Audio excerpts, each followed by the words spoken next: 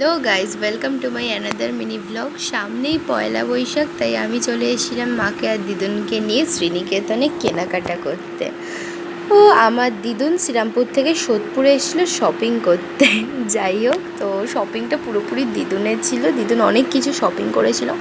সত্যি কথা বলতে আমি কোনো শপিংই করিনি, কারণ আমি ঠিকই করে নিয়েছিলাম যে এবার আমি আর কোনো অফলাইন শপিং করবই না, কারণ অনলাইনে এত সুন্দর সুন্দর ড্রেস এত রিজনেবল প্রাইসের মধ্যে ছিল, তাই আমি অনলাইনেই সমস্ত শপিং করছিলাম। আর এই হচ্ছে আমাদের সোদপুরের সেলের মার্কেটের ভিড়।